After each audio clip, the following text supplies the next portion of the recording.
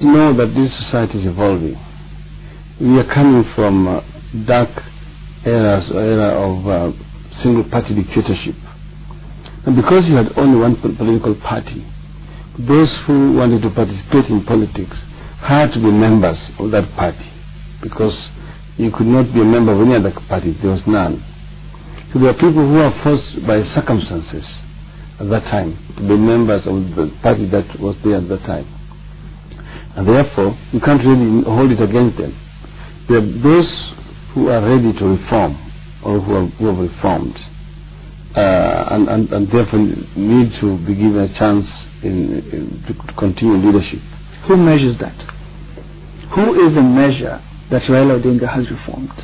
Well, first, the people,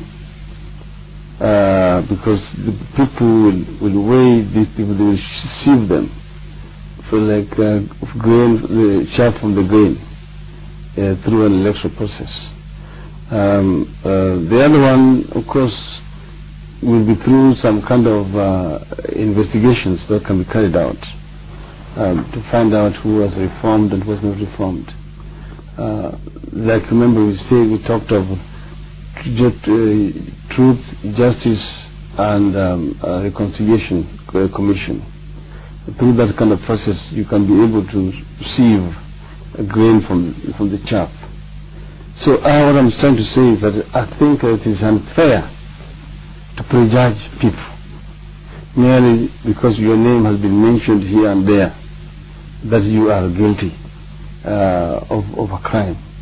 Because our law states very clearly that you are deemed to be innocent until you are found guilty through due process. I find that very strange coming from you, who, as a politician, knows firsthand that politics is about perception.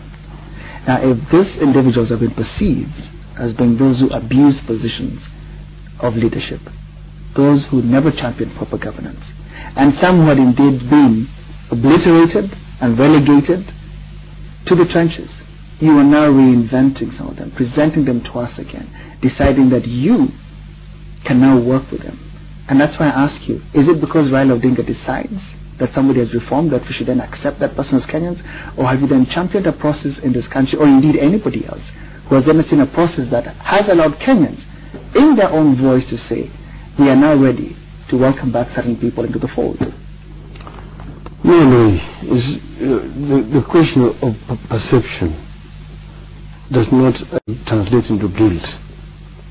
Otherwise, you'll be saying that you're guilty as charged. But I think that you need to be found guilty through a proper process. I know that the courts have been used to subvert justice in this country.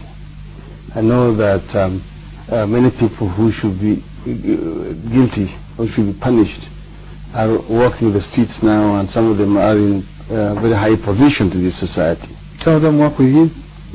I don't know any of them who is working with me. I'd like to be told any of them who is working with me. But I want to mention, for example, the Goldberg issue. The way we stand right now is as if it never happened, because the people who were mentioned themselves have just used the courts to get themselves out. And the Attorney General promised the people, for example, that he was going to appeal against a ruling or a very famous case. But nothing has happened since that time. But let's talk about consistency for a minute. Let's talk about the whole aspect of leaders who will be sprung straight out of the woodwork at the point when decisions are being made and positions are being given. Let's talk about consistency in the way that we need to look at a political leader. A potential president needs to show us who his supporters are, who his team members are, who is the people who champion a vision with him, who they are.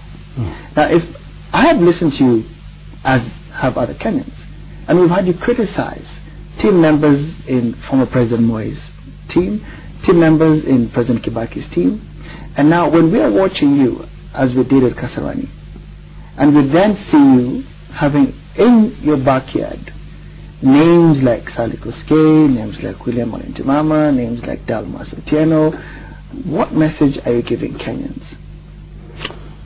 Louis, I told you that people are not guilty as charged. Or the mere fact that somebody has mentioned your name does not really mean that you're guilty. Sally Koski was a civil servant. She was actually head of the civil service in this country.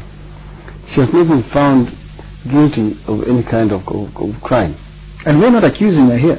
And yeah, I understand. Yes. But I'm just trying to say that this government has been in power for the last 5 years. Why have they not been able to find these people guilty? Olawan Ntimama has never been mentioned in any kind of scandal that I know of. In this country. Louis Otieno, likewise, has not been mentioned in any kind of... the question that surrounds those individuals is not entirely a question of corruption or abuse of power, but it's a whole question of reforms and freshness. All right? Now, if you're challenging freshness, as I'm challenging you now, that's what I'm asking. How do you then explain the presence of people who've been there for quite a long time? I've explained, Louis, that so many people have been there for a long time. Some of them were serving as civil servants. Some of them were politicians because they had to be in a political party. Just look at in South Africa, the apartheid regime. When apartheid ended, a number of people still remained. You remember that Mandela made even de Klerk his vice president for quite some times. Even Buthelezi was at one time acting president when Mandela was out of the country. So what we're trying to say is that we are in a transition from one era to the other era. And we must look at the people critically who were there, what roles did they play, and what do they stand for now. This is, to me, what is most important, because this country cannot permanently live in the past. We must, at one point in time, draw a line and say, this is where we are, we are going to move forward, and find a way of dealing with our past fast enough so that we do not need to waste too much time. 5 years is a very long time. This government should have been able within 2 years to close the past chapter and move on. A final question, just to close that chapter, as you're saying. When we see the people who surround you now and join you maybe in your rallies or join you in your press conferences or indeed in your public appearances, so Raila Odinga is president of Kenya, are we seeing an indicator of your cabinet, of your leadership team, in the faces that we're seeing around you now? Is that the message you're giving Kenyans? You see, ODM is a movement. And ODM has got very many supporters. Millions of people are members of ODM, or supporters of ODM. And therefore, there is an inexhaustible reservoir of talent in our team. We are going to go